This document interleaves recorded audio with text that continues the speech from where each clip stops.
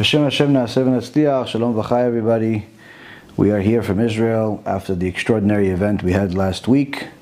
For any of you that have showed up to the event, if I didn't get a chance to see you, thank you for coming. I'm sure you had a great time. I mean, nearly 2,000 people, or more than 2,000 people, some people tell me, that are part of the team. Said over 2,000 people went through the doors. It was truly an unbelievable event, a very big Kiddush Hashem, and Baruch Hashem, we had the merit to be part of it.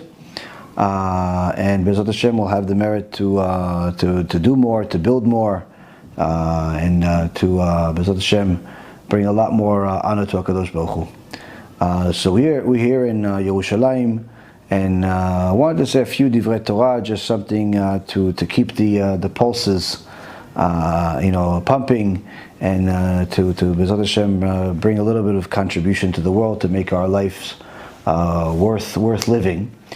We have our parasha, we have Parashat Vayetchanan, where everybody knows in the beginning of the parasha, Moshe Rabbeinu tells us that he begged the Kadosh Baruch Hu to let him in Eretz Yisrael, but Kadosh Baruch Hu simply told him no.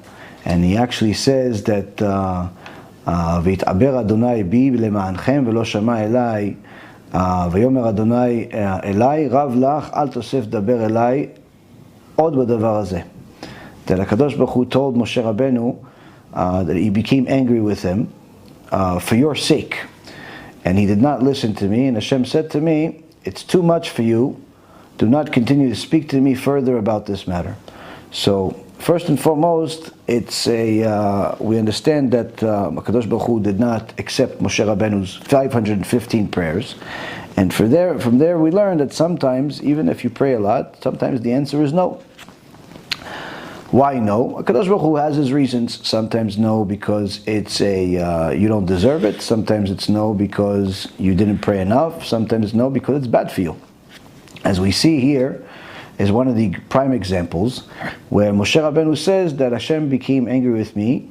For your sake, he did not listen to me. What do you mean for your sake he did not listen to me? Why would he not listen to you for our sake, for Am Yisrael's sake?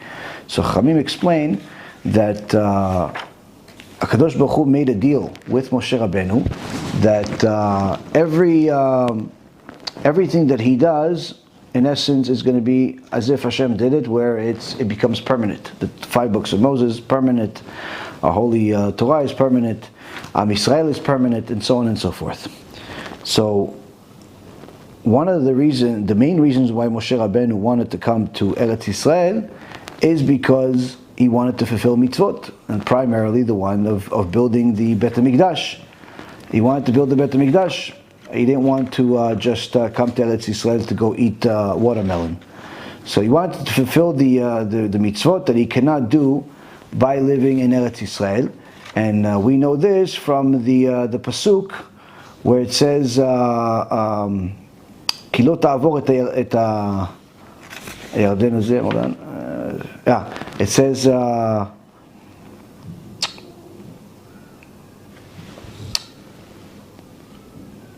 אעברה ואראה את הארץ הטובה אשר בעבר הירדן, ההר הטוב הזה והלבנון. So HaKadosh Baruch Hu says, and through Moshe Rabbeinu, Moshe Rabbeinu says, let me cross over, please, and see the good land that is on the other side of the Yarden, this good mountain and the Lebanon.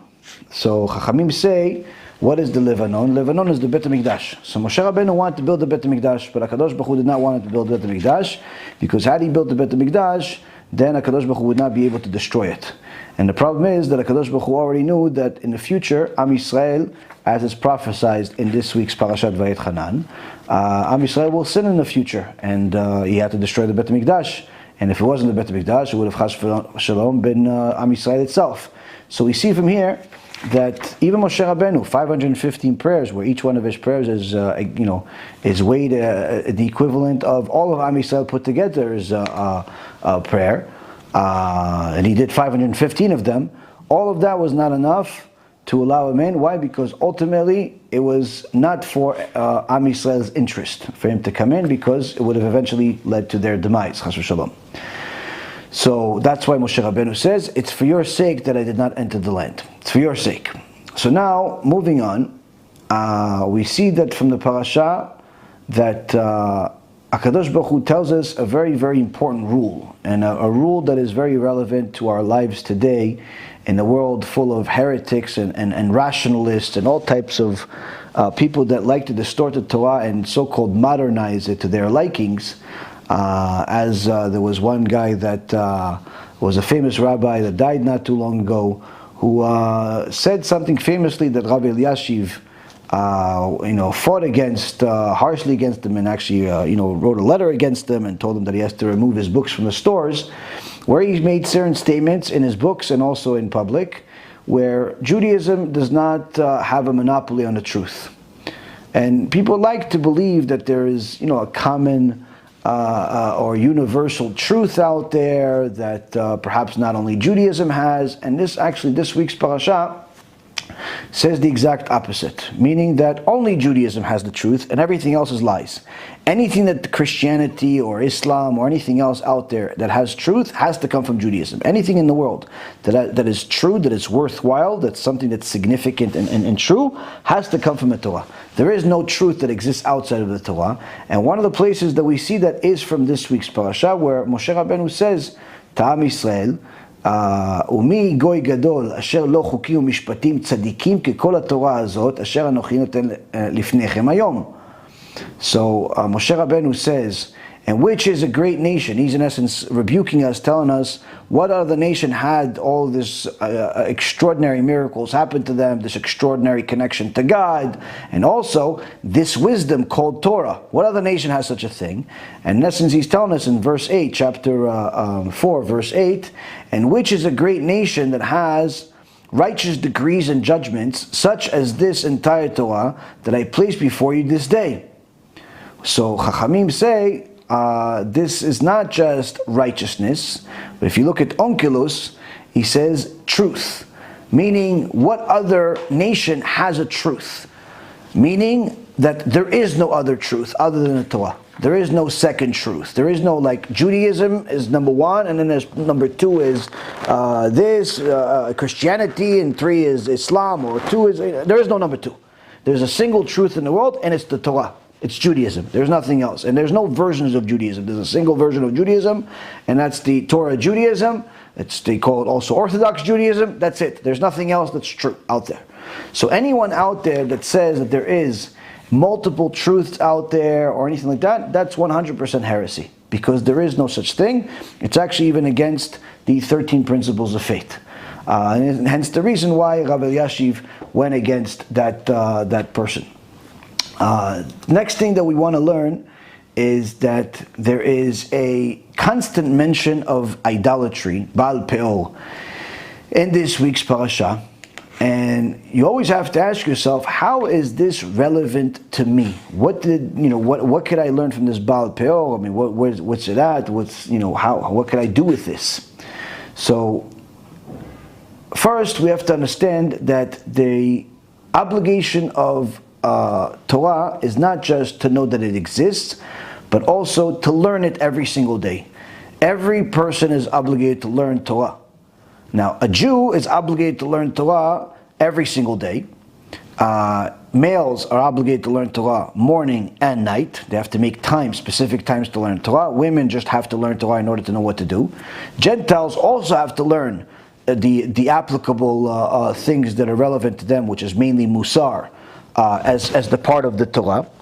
But the key is to know is that without learning Torah, a person doesn't even know what life is. Now, the parasha tells us that you not only have to learn the Torah, but you also have to teach it. Where it says, "Asher yilmedun leirah oti kol hayamim asher em chaim al ha'adama ve'et bneihem yilamedun." That says that I will let's see.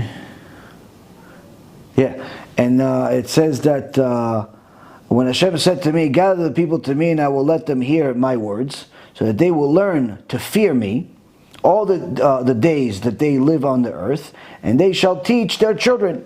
Meaning that a person needs to know that he not only has to learn Torah for his own sake to know what to do, but also to actually teach his children. He's responsible to teach his children. Now, each time it mentions about the whole part of learning Torah, it's our obligation to teach it and so on. It talks about how we have an obligation to protect our souls. That you should take great care for your souls. Now, interestingly enough, this protection of your souls is mentioned a couple of times in the parasha, and it says, take great care of your souls, for you did not see any likeness on the day Hashem spoke to you at Chorev. Chorev is another name for Mount Sinai, from the midst of the fire. Lest you act corruptly and make yourselves a carving, a likeness of any shape, a form of a male or a female, or a form of any animal that is on earth, a winged creature. The point is that he says that we have an obligation to take care of our souls, to protect our souls, lest we end up thinking that God is as an image of a man, of a bird, or of anything, of some type of heavenly sphere. Don't think for a moment that that's what you saw at Mount Sinai. There was no image, there was no likeness of an image. God doesn't have an image, doesn't have likeness of an image. Okay, fine. But what does that have to do with protecting your soul? What does it have to do with with all of this? Simple. If a person learns Torah according to HaKadosh Baruch Hu's Torah, he's going to learn Torah with a constant fear of the Almighty. A constant fear of the Almighty, that the Almighty is not his friend, the Almighty is not a person, the Almighty is not limited, the Almighty doesn't need him, and constantly have a clear understanding of what their role is in the world as a servant versus what HaKadosh Baruch Hu's role is in the world as the master. But if a person doesn't have a clear understanding of what fear of the Almighty is, and he listens to all types of fools that call themselves rabbis and speakers and so on, that say you shouldn't be afraid of Hashem, and it's even a bad thing to be afraid of Hashem, and all types of stupidity like that, then in a matter of seconds he has turned himself into an idol worshiper. Why? Because the moment you minimize Hashem from what he is to something that you can comprehend, something that's human, something that has an image, something that has a limit, something that has a capacity that you could put together, if you will, something that you could even relate to in any way, that's when you've humanized God. And that's when you've turned into idolatry. So whether it's some of the Reshaim, wicked people that we've spoken against in the past, or it's new ones that are coming out of the woodworks, doesn't really make much of a difference. The keys to understand is that there is no understanding God. There's simply our learning of Torah is to understand our obligation in the world. And in order for us to understand our obligation in the world, we have to begin with learning Torah for the sake of fearing the Almighty.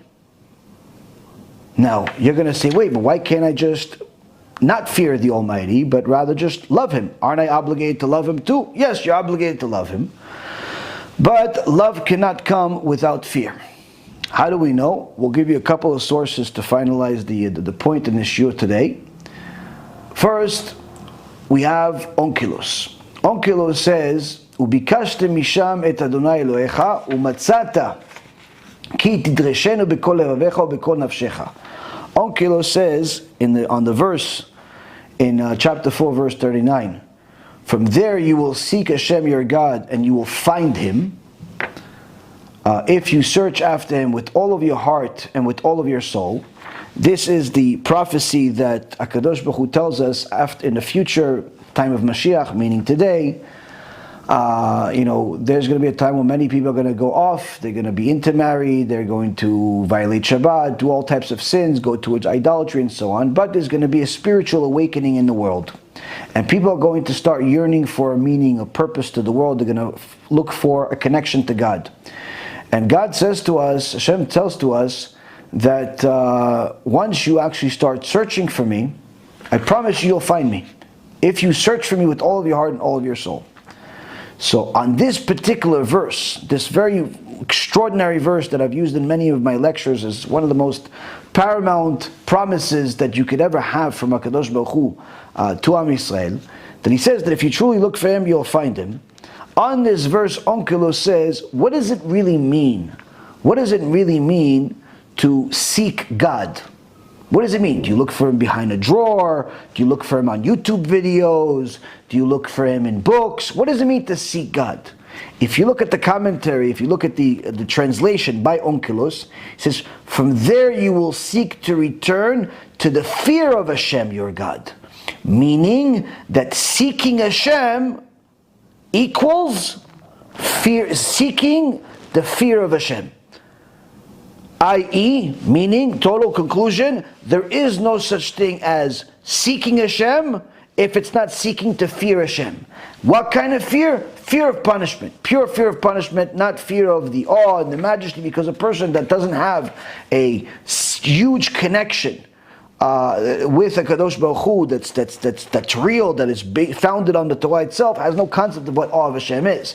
The one person that we know that's a Kadosh Baruch Hu says, now I know you fear me, as far as awe of Hashem is Avraham Avinu, where he says, Atay yadati ki yireh Elokim ata, now I know that you fear me. Kadosh Baruch Hu says to Avraham Avinu after he stops him from slaughtering his own son, and that's awe of the Almighty. So fear of Hashem, as far as being fear of awe of the Almighty, that's not something you start with. That's the highest level of fear. The basic minimum is fear of punishment, fear of sickness, fear of losses, fear of death, fear of Gehenom, and so on and so forth. So, Onkelos, the basic, most paramount translation of the 5 books of Moses, says, what is seeking Hashem? Seeking Hashem means you're seeking to fear Hashem. Because that is a true connection to Hashem. Everything else is not. Now you're going to say, yeah, but my local Chabad guru told me otherwise. Little Santa Claus over there just had a video that says that you shouldn't have fear of the Almighty. It's not good for you. It's not this. It's not that. Let me tell you something, Rabotai. I'll have a chidush for you guys that's worth $1 million. Why?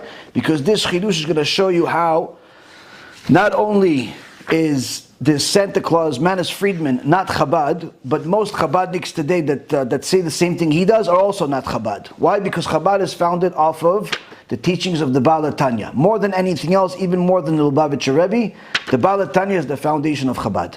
And the Tanya says in section 1, in 41, and it says, the Tanya says the following: a Jew must always remember to keep in mind the main part of his servitude of Hashem, which is to fear and love Hashem, based on the verse in Tehillim that David HaMelech says, Sur mera ve'aseh tov, run from evil and do good.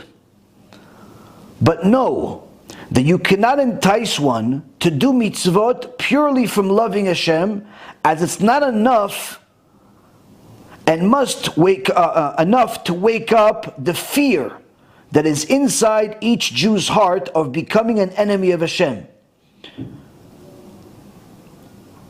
by betraying Him. So here already the Tanya says it's not possible to get somebody to keep Torah and mitzvot, to get somebody to do tshuva, to get somebody to, as a true Baal tshuva, a true servant of Hashem, simply by telling him love Hashem. Why? Because love of Hashem is not going to entice a person to do mitzvot. Mitzvah here and there, yes, but mitzvot to make that his life, not enough. Why? Because the inner fear of being an enemy of God, that's the number one motivator in every Jewish heart. Because he does not want to betray Hashem. And he must think that Hashem is the master of the world, and you are his servant. And there are actually 12 verses that Chabad announces, technically in each event, and I think maybe even every day, at some of the Batei Knesset. And the first one of these verses is, Hashem is upon you, and He fills the world, and is watching you, and is testing the heart and the kidneys, and you're serving Him, that you're serving Him appropriately. In so many words, the first thing that a Jew is supposed to hear, if he's part of Chabad, is to say to himself that he knows that Hashem is monitoring him, monitoring everything he does, watching every single thing he does, evaluating even his kidneys and his heart and his feelings and his thought to make sure that he's serving him the right way. What does it mean, serving him the right way? Serving him where he has to have fear. That's what Tanya is writing. That he has to have fear when he's serving Hashem, because he's next to the master of the world. Not just believes in the master of the world, but he's next to the master of the world at all times. He's next to the master of the world, and this is something that he must delve into at all times. As a side note, the Rebbe, the Lubavitcher Rebbe, instituted this particular thing that I'm saying to you as one of the things that every boy in Chabad has to remember. And Tania finalizes and says the following: and if he still doesn't fear Hashem, he goes to B'Knesset, he puts on tefillin, he does whatever he does, but he still doesn't fear Hashem. So long as he continues to serve Him, he's at least on the right path to get there. But if he's only serving Hashem out of love, then he's not doing well at all, because a servant is serving a master out of fear. So, in so many words, what the Baal Tanya is saying is exactly what we've been saying for many, many years. Baruch Shekivanu, that if a person is trying to serve Hashem the right way, fear Hashem, fear the Almighty, learn about Yirat Shamayim, chapter 6, verse 13 in this week's parasha talks about fear of Hashem. Incidentally, B'siyat Dishmaya, it's also the verse that is 613 mitzvot. There is plenty of times in the week's parasha it talks about fear of Hashem. The whole Torah talks about fear of Hashem literally 100 times more than it talks about loving Hashem, because the foundation of connection to Hashem is fear of the Almighty, fear of Gehenom, fear of punishment, and you build on it to do other things also. But fear is always present if you have a true connection to Hashem. And the Baal Tanya says that if a person is trying to get there but still not there, as long as he's trying, he's still on the right path, eventually he's going to get there. But if he's deluding himself that fear is bad, like this Manis Santa Claus thinks, or some of the other people say, that fear is not good, Gehenom is not good, scaring people is not good, all types of mumbo jumbo that their philosopher heads are creating, the Baal Tanya, the head of Chabad, one of the greatest Hasidim in history, says someone that thinks they could purely just love Hashem is not doing anything at all. It's not serving Hashem, serving something else. Why? Because there is no such thing as a servant that's not afraid of his master. No such thing. And this is pure logic. You could even call it rational. And Be'ezrat Hashem, it's emet. Yeh Ratzon, that each and every single one of the people that ever listened to that mumbo jumbo that's distorting the true Torah of Am Yisrael will listen to these holy words and do tshuva, get closer to HaKadosh Baruch Hu, and serve Him as HaKadosh Baruch Hu tells us to serve Him.